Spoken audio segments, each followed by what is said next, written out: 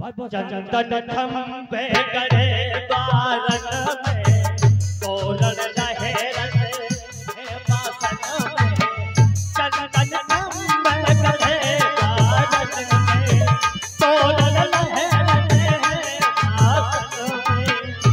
बासन में।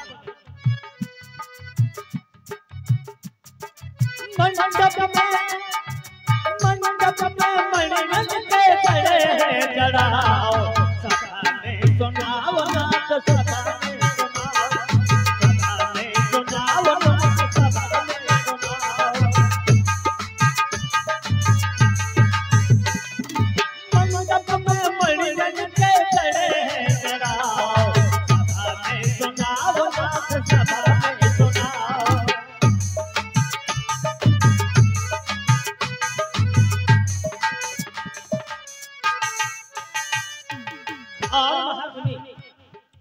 अतरे अबीर ओढ़ते हैं भारी अतरे अबीर ओढ़ते हैं भारी। सिंहासन की शोभा न्यारी सिंहासन की शोभा न्यारी सिंहासन की शोभा न्यारी।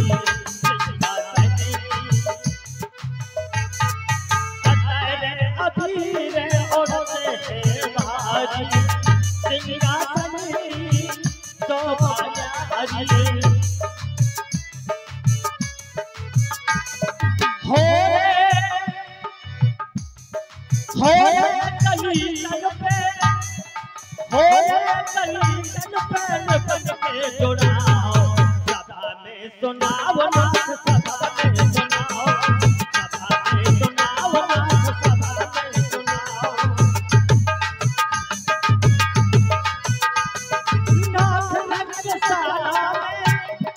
नाथ रंगशाला में कमी क्या बताओ सदा में सुनाओ नाथ सदा में सुनाओ सदा में सुनाओ नाथ।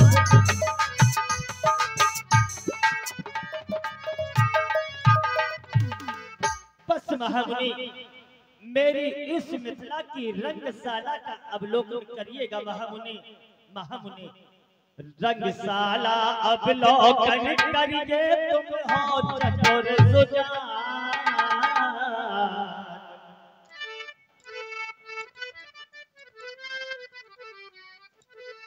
हमें फिर सुझाव देना आप अतिथि मेहमान। हमें फिर सुझाव देना आप अतिथि मेहमान।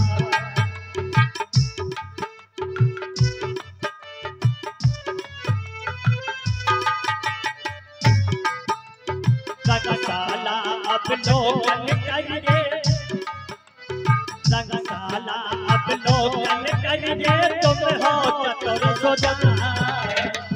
हमें फिर सुझाव देना आप अतिथि मेहमान।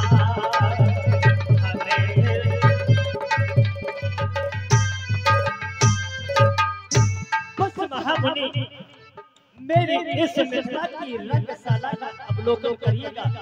इसमें कोई कमी तो नहीं महामुनि। सत्य कहते हो राजन, वास्तव में आप जैसे जहां धर्मात्मा न्यायप्रिय राजा हो। और ये सबसे बड़ी बात तो यह है, संकेत भी मिलता है आपको ब्रह्मज्ञानी के रूप में वर्णित किया गया है। जहां के लिए कहा जाता है पुर नरि नार सुभग सुचि संता धर्मशील ज्ञानी गुण बनता। जहां आप जैसे महान ज्ञानी राजा हो वहां की सुंदरता में कहीं कमी हो ही नहीं सकती, क्योंकि वो धावन भोलेनाथ की आप पर असीम कृपा है। इसलिए यदि इसमें कोई कमी हो तो मेरे साथ जो राजपुत्र हैं ये अवश्य अवलोकन करेंगे और बताएंगे इसमें कोई कमी तो नहीं है। बेटा राम एवं बेटा लक्ष्मण महाराज जनक की रंगशाला में यदि तुम्हें कोई कमी दिखाई दे तो अवश्य अवगत कराओ, इसमें कोई कमी तो नहीं है। अवश्य भगवान। कुमार लक्ष्मण, महाराज विदेह के द्वारा कहा गया हमारे गुरुदेव भगवान को कि भगवान इसमें कोई कमी हो इस रंगशाला में तो कभी बतलाएं, उसमें हम सुधार करेंगे। परंतु हमारा कर्तव्य है, हमारे गुरुदेव भगवान ने हमें आज्ञा दी, कहने लगे वत्स राम दोनों युगल बंधु, इस रंगशाला का अवलोकन करो और इसमें कोई कमी हो तो कमी बतलाओ। पहली बात, हमारा धर्म नहीं है और हमारा क्या संसार के किसी प्राणी का यह धर्म नहीं है कि किसी की कन्या का विवाह हो रहा हो और उसमें कोई कमी निकाले। महाराज विदेह राज, ये जमीन हल्की नोक से कमी है, इस मिथिला में तभी तो सीता रूपी फसल जमी है, इसमें बस एक यही कमी है कि इसमें न कोई कमी है। महाराज विदेह राज, आपके द्वारा बहुत ही सुंदर रंगशाला का निर्माण किया गया और बहुत ही सुंदर तरीके से सजाया गया इस रंगशाला को।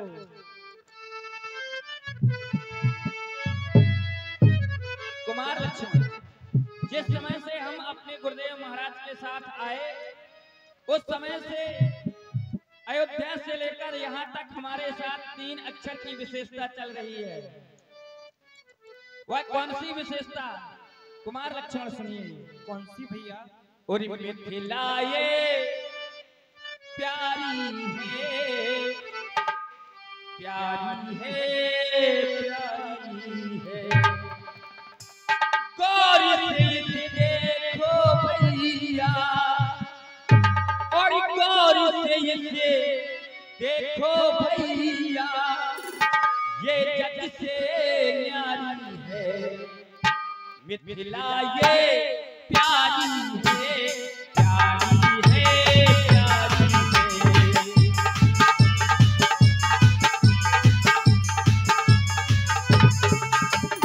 गौर से देखो भैया, गौर से देखो भैया,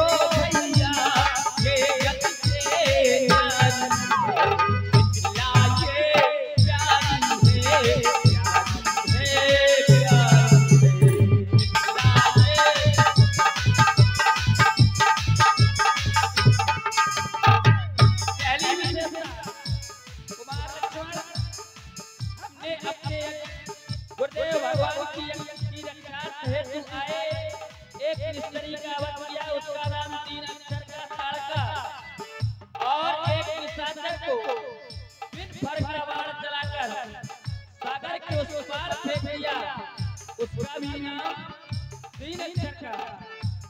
मिथिला ये प्यारी है, प्यारी है, प्यारी है,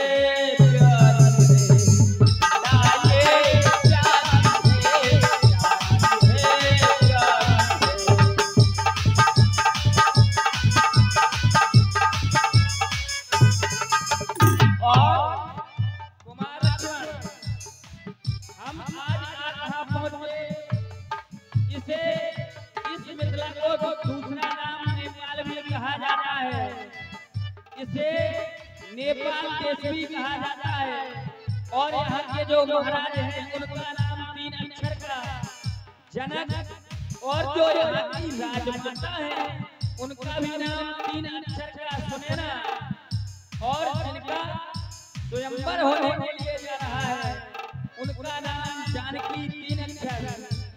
राजा जनक नेपाली है, राजा जनक नेपाली है, राजा जनक नेपाली है, राजा जनक नेपाली है, मिथिला ये प्यारी है, प्यारी है, प्यारी है, मिथिला ये प्यारी है, प्यारी है, प्यारी है।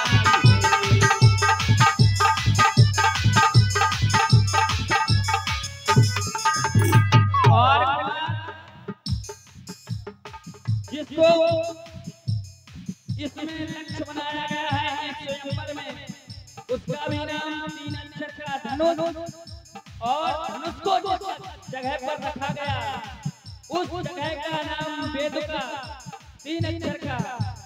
और जो यहाँ पर महोत्सव मनाया जा रहा, जहाँ पर महोत्सव मनाया जा रहा है, उस ग्राम का भी नाम 3 अक्षर का अतोना। और जो यहाँ के इस ग्राम के संचालक हैं, उनका भी नाम 3 अक्षर का गोपाल। राजा जनक ने पाली है, राजा जनक ने पाली है, मिथिला ये प्यारी है, प्यारी है, प्यारी है, मिथिला ये प्यारी है,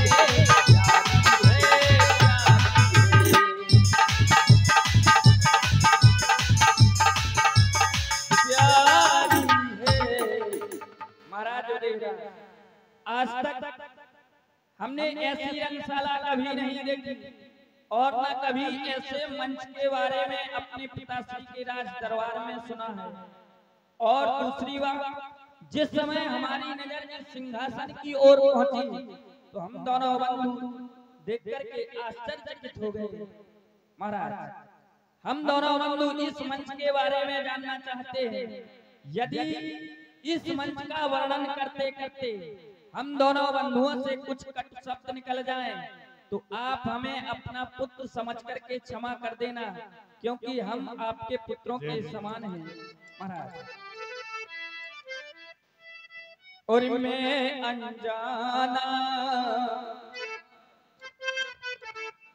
और मैं अनजाना, ये मैंने न जाना, मंच किसने बनाया है इतना सुहाना, मुझे समझाना, मुझे बतलाना, मुझे समझाना, मुझे बतलाना।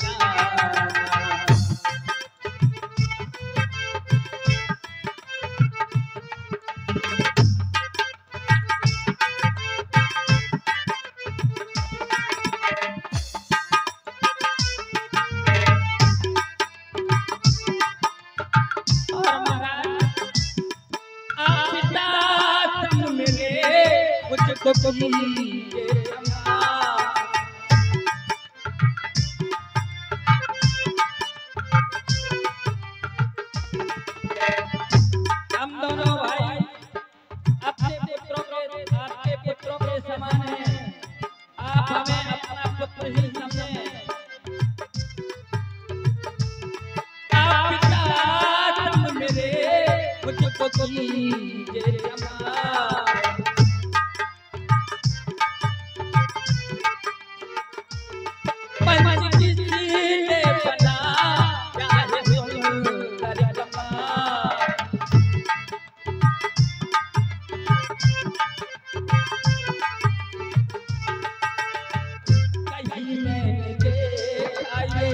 सुना नहीं ऐसा कहीं मैंने देखा, ये सुना नहीं ऐसा जैसा ये तेरी नजरों में आया, मुझे समझाना, मुझे बतलाना।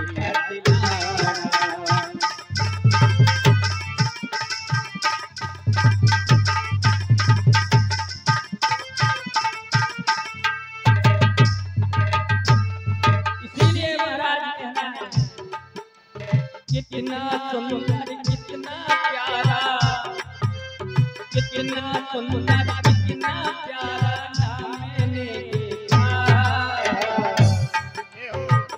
मैंने देखा, मैंने देखा, मैंने देखा, मैंने देखा।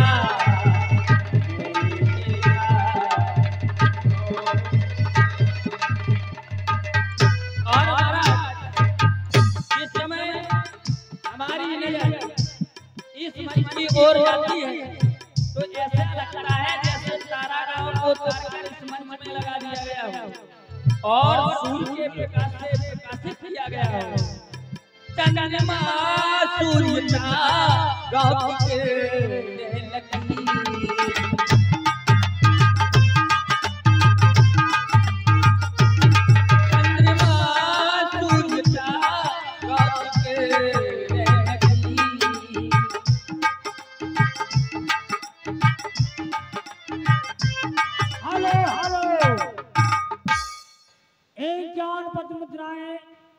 परम आदरणीय सुदामा अहरवा टिकरिया निवासी, उनकी तरफ से राम जी के सुनने अपना बजे थे कला मंच को से बहुत बहुत धन्यवाद, बहुत बहुत साधुवाद।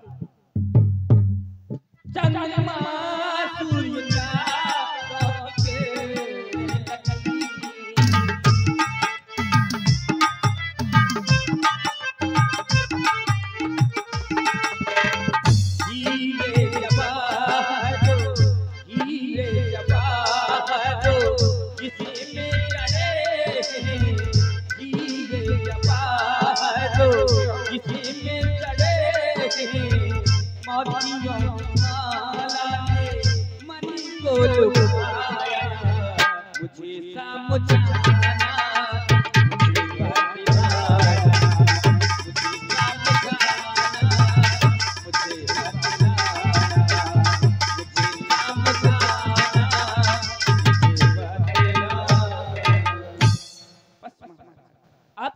के बारे में जानना चाहते हैं या मंच किसके द्वारा बनवाया गया, अवगत कराएं महाराज। बहुत सुंदर राजकुमार जी, कम से कम हमारे प्रजावासियों को भी तो ये पता चलना चाहिए कि हमारे महाराज ने जो मंच और मकसाला का निर्माण करवाया है, बल्कि जिस अजगव का आज खंडन होने के लिए हमने प्रतिज्ञा कर रखी है, अवश्य इसके निर्माण सहित ए मिथिला नगरी, तो जो मिथिला नगरी की मकसाला है, इसके पहले मैं इन धनुषों के विषय में तुम्हें थोड़ा अवगत कराना चाहता हूँ राजकुमार जी। अवश्य महाराज, अवगत कराएं। एक समय जब देवासुर संग्राम हुआ तो देवताओं की पराजय हो गई। देवता सारे देवता अकुला गए, हमारी पराजय कैसे हो गई। देवता जाकर के परमपिता परमात्मा भगवान विष्णु के पास पहुंच गए। उन्होंने कहा कि हम युद्ध हार गए, हमारे अमरावती पर यानी देवलोक में दैत्यों यानी राक्षसों ने कब्जा कर लिया है। तब उन्होंने कहा कि तुम्हारे पास कोई भी आयुध यानी हथियार नहीं है, तो तुम युद्ध कैसे जीतोगे। तो उन्होंने कहा हथियार कहाँ है हमारे आयुध। तब उन्होंने कहा कि महाराज राजा दधीची के पास जो तुम्हारे पूर्वज राजा दधीच के पास धरोहर के रूप में रखे हुए हैं। और जब राजा दधीच अपने पुत्र को राज देकर के जंगल में तपस्या करने के लिए जाने लगे, तो उन्होंने जो धनुष थे वो घोर करके और पी लिए। जब पी लिए तो जितने भी धनुष थे उनकी हड्डी में समाहित हो गए। और जब उनके पास गए तो वो तो जंगल में तपस्या करने के लिए चले गए थे। राजकुमार जी जब जंगल में तपस्या करने के लिए चले गए तो सारे देवता महाराज दधीची के पास हाथ जोड़ करके खड़े हैं और परमात्मा में लीन हैं, उनके भजन में लीन हैं। जब उनकी समाधि खुलती है तो उन्होंने देखा कि सारे के सारे देवता मेरे पास खड़े हैं। उन्होंने कहा क्या बात है। तब उन्होंने बताया कि हम तुम्हारे पास आयुध लेने के लिए आए। उन्होंने कहा जो तुम्हारे आयुध थे वे तो मैंने घोर घोर के पी लिए हैं, मेरी हड्डी में समाहित हो गए हैं। यदि तुम चाहे तो मैं अपनी हड्डी दे सकता हूं। तो उन्होंने कहा कि हड्डी कैसे दोगे। उन्होंने कहा आप मेरे शरीर में नमक लगाइए और कपड़ा गऊ को लाइए, कपड़ा गऊ मेरे शरीर को चाटेगी तो अस्थि मात्र बचेगी। उन्होंने ऐसा ही किया। जब उनकी हड्डी बची तो उन्होंने देवताओं को दान कर दी। जब देवताओं को दान कर दी तो उस हड्डी से 3.5 बने। जो आज आप देख रहे हैं इसका नाम पिनाक है। टेढ़ी वस्तु को पिनाक कहते हैं। इसका नाम अजगव भी है। सारंग, गांडीव और वज्र 3.5 बने। एक धनुष भगवान भोलेनाथ को दिया गया, सारंग धनुष भगवान विष्णु को दिया गया, गांडीव देवताओं के राजा इंद्र को दिया गया और वज्र भी दिया गया। और जब युद्ध हुआ तो भूत भवन भोलेनाथ दैत्यों राक्षसों की तरफ युद्ध करने के लिए खड़े हुए और भगवान विष्णु देवताओं की तरफ युद्ध प्रलयकारी हुआ, यानी प्रलय होने वाला था।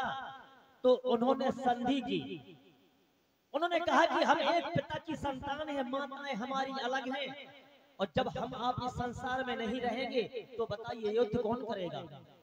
संधि हुई, देवता अपने अमरावती पहुंच गए और दैत्य अपनी जगह पहुंच गए। तब उस समय भूत भवन भोलेनाथ ने इस अजगर को हमारे पूर्वज महाराज राजा देवराज को सौंपा था। उस समय से हमारे यहाँ नित्य प्रति पूजा होती चली आ रही है। और इस जो धनुष पिनाक है, इसका वजन 28,000 करोड़ मन का है। और जो सारंग धनुष बना, और सारंग का वजन 14,000 करोड़ का है। 14,000 करोड़ मन का। और जो गांडीव था उसका वजन 10,500 करोड़ मन का था। और जो वज्र था उसका वजन 3,500 करोड़ का था। यानी राजा दधीच की हड्डी का वजन 56,000 करोड़ मन का था, जिससे 3.5 बने। उसी समय जब हमारे महाराज राजा देवराज को सौंपा गया, तब भूत भवन भोलेनाथ ने कहा था इस धनुष को परमपिता परमात्मा और शक्ति स्वरूपा के अलावा कोई हिला नहीं सकता है। और जब हमारी पुत्री सीता ने ग्रह कार्य करते हुए इस धनुष को इधर से उधर हिला दिया, तो हमें प्रतीत हो गया है कि हमारी पुत्री शक्ति स्वरूपा है। और यदि शक्ति स्वरूपा है तो परमपिता परमात्मा ने भी इस धरा पर अवतार ले लिया है। तब मैंने प्रतिज्ञा की जो भी फिर राजा इस धनुष का खंडन करेगा वही हमारा दामाता होगा। तब मैंने परात्पर ब्रह्म से प्रार्थना की, प्रभु मैं अपनी पुत्री सीता का विवाह करने जा रहा हूं और मेरे पुत्री के जैसा विवाह इस तीनों लोगों में किसी का ना हुआ हो। तब उन्होंने ब्रह्मा जी को प्रेरित किया और ब्रह्मा जी ने चौथे विश्वकर्मा का रूप धारण करके हमारी मिथिला की रंगशाला का निर्माण करवाया है। उसी में जो तुम मंच देख रहे हो, ये मंच भी मैंने 4 श्रेणियों में बनवाए, उत्तम, मध्यम, नीच एवं लघु। 3 प्रकार के मंच भर चुके हैं। सिर्फ एक मंच सब मंचन से मंच। जय हो महाराज।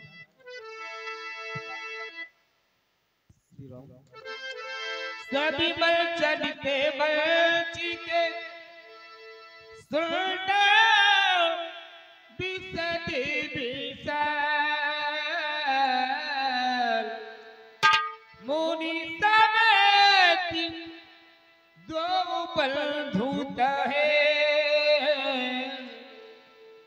बैठा रे महिपाल बैठा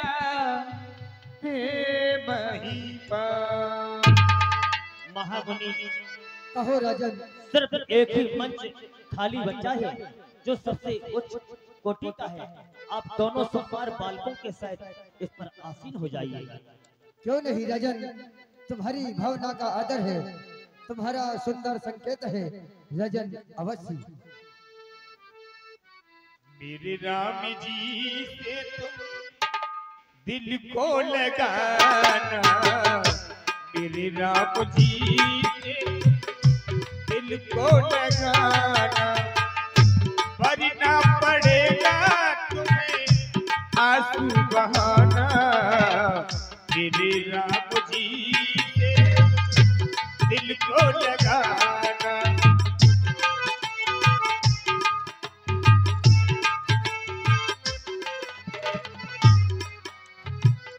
बंदी जन कहिए महाराज। बहुत व्यस्त दिखाई दे रहे हो बंदी जन। सत्य कह रहे हो महाराज। क्या काम चल रहा था महलों में?